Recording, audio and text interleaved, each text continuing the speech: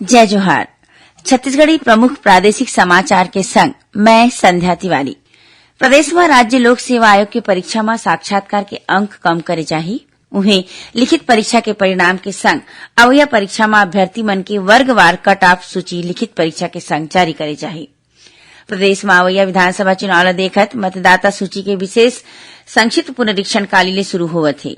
ये दौरान सूची में नवा मतदाता मन के नाम जोड़े जाही और संशोधन के काम घलो करे जाही। एकर तहत गांव मन में विशेष ग्राम सभा के आयोजन करे जाही, जेमा मतदाता सूची मन के वाचन होही। मतदाता सूची पुनरीक्षण अभियान में ज्यादा ले ज्यादा लोगन मन ला जोड़े बर काली रायपुर में वाकेथान के आयोजन करे जाही।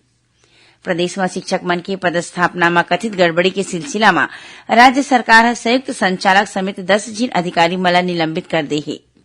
भारतीय जनता पार्टी अनुसूचित जाति मोर्चा के राष्ट्रीय अध्यक्ष लाल सिंह आर्य राज्य सरकार पर अनुसूचित जाति के युवा मन के संग छल करे के आरोप लगाए हे।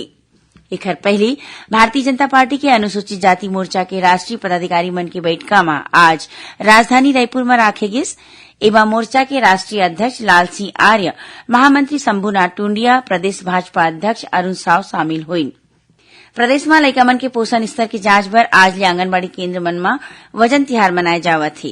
13 अगस्त तक चलैया ये तिहार के दौरान शहरी और ग्रामीण क्षेत्र मन के आंगनबाड़ी केंद्र मन में माता पिता मन अपन लइका मन के वजन करा सकही। और प्रदेश में अवैया 1-2 दिन के दौरान सरगुजा और बिलासपुर संभाग में आने जगह में भारी वर्षा हो सकत हे। ये रही अब तक के प्रमुख प्रादेशिक समाचार। जय जोहार।